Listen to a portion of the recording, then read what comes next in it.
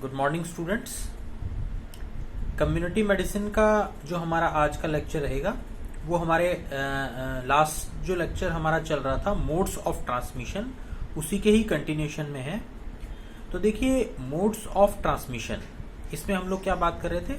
हम लोग बात कर रहे थे कि जो भी इन्फेक्शंस हैं, जो भी डिजीजेस हैं जो कम्युनिटी में स्प्रेड कर रही हैं, जो फैल रही हैं, तो वो ट्रांसमिट कैसे हो रही हैं, वो फैल कैसे रही हैं, स्प्रेडिंग कैसे उनकी हो रही है। तो उसके लिए किसी न किसी तरीके की मीडियम की ज़रूरत होती है। वो मीडियम कौन कौन से पॉसिबल हैं, किस किस तरीके से फैलता है, उसे हम कहते हैं मोड्स ऑफ ट्रांसमिशन। ठीक है, ये मोड्स ऑफ ट्रांसमिशन जितनी भी डिजीज कम्युनिटी मेडिसिन में हम लोग आगे पढ़ेंगे तो हमें इसके बारे में पता होना ज़रूरी है, क्योंकि हर एक डिजीज़ का अपना एक मोड होता है कि वो किस तरीके से आगे फैल रहा है, बाकी लोग कैसे इन्फेक्ट हो रहे हैं, उसके बारे में उस मीडियम के अंदर, उस मोड में हम लोगों को उसके बारे में पता होना ज़रूरी है। तो देखिए, इसे हमने इसको ब्रॉडली क्लासीफाई किया था, इसको डायरेक्ट ट्रांसमिशन और इनडायरेक्ट ट्रांसमिशन। तो डायरेक्ट ट्रांसमिशन में हम लोगों ने क्या बात की थी? हम लोगों ने बात की थी जो भी इन्फेक्टेड पर्सन है या जो भी इन्फेक्टेड इंडिविजुअल है वो डायरेक्टली कॉन्टेक्ट में आता है किसी भी अदर हेल्दी ह्यूमन बीइंग के, या जो भी हेल्दी ह्यूमन बीइंग है वो डायरेक्टली कॉन्टेक्ट के अंदर आ रहा है किसी भी इन्फेक्शियस एजेंट के। ठीक है ना? तो इन्फेक्शियस एजेंट के या होस्ट के जब हम डायरेक्टली कॉन्टेक्ट में आते हैं तो उसे हम कहते हैं डायरेक्ट ट्रांसमिशन। इसके बारे में हम लोग डिटेल में बात कर चुके हैं पिछले लेक्चर में। दूसरा जो हमारा पार्ट था, जो ब्रॉड क्लासिफिकेशन में दूसरा जो हमारा टाइप था वो था इनडायरेक्ट ट्रांसमिशन। ठीक है, तो आज हम इसके बारे में थोड़ा सा डिटेल में बात करते हैं कि इनडायरेक्ट ट्रांसमिशन क्या होता है। तो देखिए, इनडायरेक्ट ट्रांसमिशन जो है इसको भी फिर फर्दर हम लोग 5 कैटेगरी के अंदर या 5 सब डिविजन्स इसके हैं जिसमें हम इसको डिवाइड करते हैं। तो 5 सब डिवीजन कौन से हो गए इनडायरेक्ट ट्रांसमिशन के? इसमें सबसे पहला हो गया vehicle bond, number 2 vector bond, number 3 air bond, then number 4 fomite bond and number 5 unclean hands and fingers. ठीक है, कौन कौन से हो गए? सबसे पहला vector bond, vehicle bond, air bond, fomite bond and unclean hands and fingers. इसको हम लोग ना शॉर्ट के अंदर, कम्युनिटी मेडिसिन के अंदर जब हम बात करते हैं तो इसको 5F से डिनोट करते हैं, F। ठीक है ना, 5F। तो 5F कौन कौन से हो गए? Flies, fomite, fingers, food and fluid. ठीक है, तो ये हम लोग अभी आगे जब पढ़ेंगे इनकी डिटेल हम लोग अभी इनडायरेक्ट ट्रांसमिशन की, तो उसमें हमें चीज़ें क्लियर हो जाएंगी कि हम इनको 5F में क्यों हम इसको डिनोट करते हैं, या किस तरीके से हम इसको 5F जो है इसको शॉर्ट में क्यों हम इसका इनडायरेक्ट ट्रांसमिशन के मीडियम को बोलते हैं। तो देखिए, अब हम इसके बारे में जब हम बात करते हैं डिटेल में, तो जैसे हम लोगों ने इनडायरेक्ट के अंदर सबसे पहला पॉइंट क्या लिया? Vehicle bond. तो व्हीकल बॉन्ड के अंदर जैसा कि टर्म से हमें क्लियर हो रहा है कि ट्रांसमिशन के लिए किसी न किसी व्हीकल की जरूरत है हमें। तो किसी न किसी व्हीकल की जरूरत का मतलब क्या हो गया? व्हीकल के अंदर हमें व्हीकल जैसे वाटर हो गया, ठीक है ना, फूड हो गया, तो ये अपने आप में एक मीडियम हो गए, वो एक व्हीकल का काम करेंगे कि जो भी इन्फेक्शियस एजेंट है वो वाटर के अंदर या फूड के अंदर, उसके अंदर वो लॉज हो रहा है, और उसके थ्रू जब उस चीज़ को कोई दूसरा हेल्दी पर्सन उसको कंज्यूम कर रहा है या उसके टच में आ रहा है, तो फिर उससे रिलेटेड जो भी डिजीज़ है वो फैलती है या कम्युनिकेट करके उस पर्सन के अंदर एंटर करेगी और वो पर्सन अपनी एक डिजीज कंडीशन के अंदर आ जाएगा। ठीक है, तो व्हीकल बॉन्ड के अंदर हमें किसी न किसी व्हीकल की या मीडियम की ज़रूरत होती है, जैसे वाटर हो गया, फूड हो गया। इसके अंदर एग्जांपल्स कौन से आएंगे? जैसे कॉलेरा हो गया, डायरिया हो गया। तो इसके अंदर क्या हो रहा है कि वाटर के अंदर इन्फेक्शन की वजह से कॉलेरा डेवलप होता है हमें, फूड की वजह से डायरिया डेवलप हो सकता है, डिसेंट्री डेवलप हो सकती है। तो ये इस तरीके की डिजीज हमें देखने को मिलती है। तो पहला पॉइंट था व्हीकल बॉन्ड। देन नंबर 2 वेक्टर बॉन्ड। वेक्टर बॉन्ड का मतलब क्या हो गया? वेक्टर बॉन्ड के अंदर कोई ना कोई वेक्टर, यानी कोई ना कोई ऑर्थ्रोपोड जो है वो यहाँ पर इन्वॉल्व हो रहा है डिजीज को ट्रांसमिट करने के लिए। ठीक है ना, यानी एक पर्सन से दूसरे पर्सन के अंदर जाने के बीच में कोई ना कोई उस चेन के अंदर ऑर्थ्रोपोड जो है वो अपने आप में वर्क कर रहा है। जैसे एग्जांपल के लिए हम बात करें मलेरिया या डेंगू, तो वहाँ पर मॉस्किटो जो है वो अपने आप में एक मीडियम का काम करता है, एक वेक्टर का काम करता है। तो यहाँ पर वेक्टर बॉन्ड के अंदर जो भी ऑर्थ्रोपोड है वो यहाँ पर एज ए वेक्टर या मीडियम की फॉर्म में काम कर रहा है। तो उसमें जो भी हेल्दी पर्सन है वहाँ से इन्फेक्शन उस वेक्टर के थ्रू, जो भी डिजीज पर्सन है वहाँ से जो भी इन्फेक्शन है वो उस वेक्टर के थ्रू या उस व्हीकल के थ्रू दूसरे हेल्दी पर्सन के अंदर ट्रांसमिट होता है। ठीक है ना, जैसे एग्जांपल हम लोगों ने बात कर ली कि जैसे सपोज मलेरिया हो गया मॉस्किटो से हो रहा है, डेंगू हो गया मॉस्किटो से हो रहा है, रेबीज हो गया, ठीक है ना, डॉग बाइट से हो रहा है। तो इस तरीके से ये जो हमें डिजीज हैं हमें देखने को मिलती है वेक्टर बॉन्ड के अंदर। ठीक है, अब वेक्टर बॉन्ड के अंदर भी क्या होता है कि अलग अलग तरीके की वेक्टर बॉन्ड के अंदर हमें कंडीशंस देखने को मिल जाती हैं। जैसे क्या होता है इसमें मैन टू मैन ट्रांसमिशन की बात भी आ गई, चेन के अंदर क्या हो गया man to vector to other man, इस तरीके की कंडीशन में भी देखने को मिल रही है। या कई बार क्या होता है कि जो भी वेक्टर है वो वेक्टर अपने आप में सिर्फ एक ट्रांसमिशन का काम करता है और एज अ पैसिव एजेंट वहां पर उसका वर्क हमें देखने को मिलता है। तो इस तरीके से अलग अलग तरीके से वेक्टर का रोल हमें देखने को मिलता है। तो ये हो गया वेक्टर बॉन्ड। तो दो हो गए vehicle bond, vector bond. Then number 3 हो गया एयर बॉन्ड। तो एयर बॉन्ड का मतलब क्या हो गया, एयर बॉन्ड यानी थ्रू एयर, ठीक है ना, हवा के माध्यम से।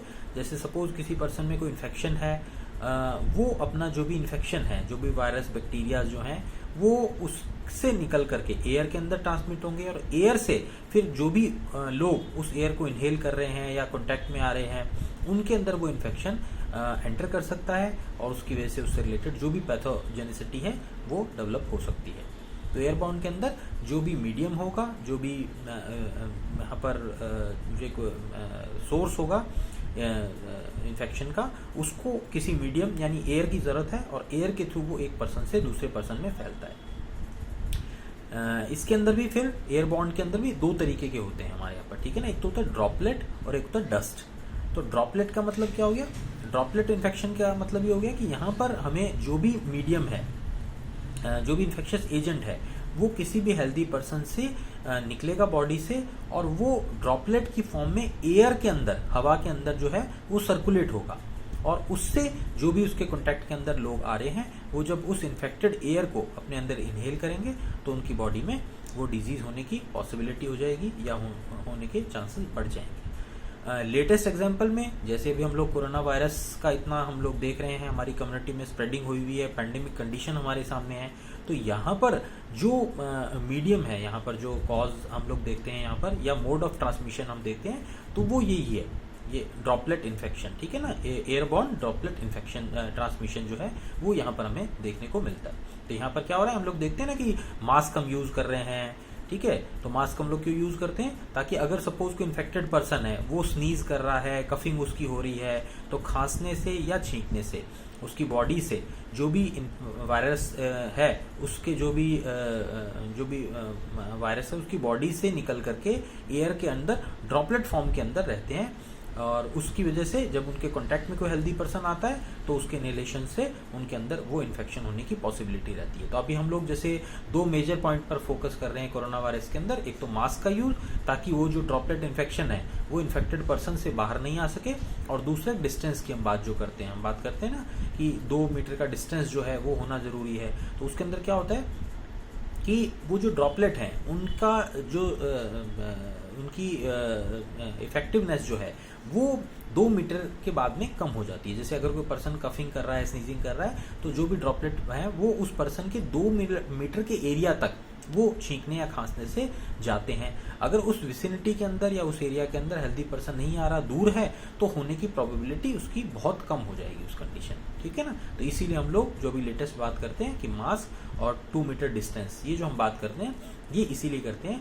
क्योंकि इस कोरोना वायरस के अंदर हमें ये देखने को मिलता है कि मोड ऑफ ट्रांसमिशन जो है वो ड्रॉपलेट इन्फेक्शन है और ड्रॉपलेट इन्फेक्शन एयरबॉर्न होने की वजह से लोगों में फैलने की पॉसिबिलिटी हमें देखने को मिलती है। इसी एयरबॉर्न के अंदर दूसरा जैसे हम लोगों ने बात की डस्ट, तो डस्ट के अंदर क्या हो रहा है, यहाँ पर डस्ट के अंदर डस्ट पार्टिकल्स में क्या होगा कि जो भी इन्फेक्शन है, जो भी वायरस बैक्टीरिया जो है वो उस इन्फेक्टेड पर्सन से एयर से सेडिमेंट होकर के हैवी जो उनका पार्टिकल्स अगर उनके होते हैं तो उनका सेडिमेंटेशन होता है और वो नीचे जमीन पर, फ्लोर पर, बेडशीट पर, किसी भी चीज़ के ऊपर वो हमें देखने को मिलते हैं। वहाँ पर वो कारपेट के ऊपर, वहाँ पर वो लॉज हो जाते हैं, वहाँ पर वो इकट्ठे हो जाते हैं या वहाँ पर वो सेटल डाउन हो जाते हैं।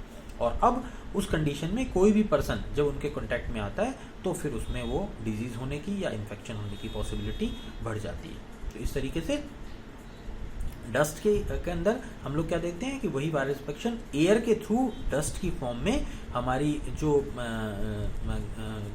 ग्राउंड कंडीशंस हैं, ठीक है ना, वहाँ पर वो सेटल डाउन होता है और फिर इन्फेक्शन की पॉसिबिलिटी होती है। और ड्रॉपलेट के अंदर वो एयर में ही सर्कुलेट होता है और वहाँ से इन्फेक्शन वो एक से दूसरे में जाने की पॉसिबिलिटी होती है। तो इस तरीके से ये थर्ड हो गया एयरबॉर्न, ठीक है ना।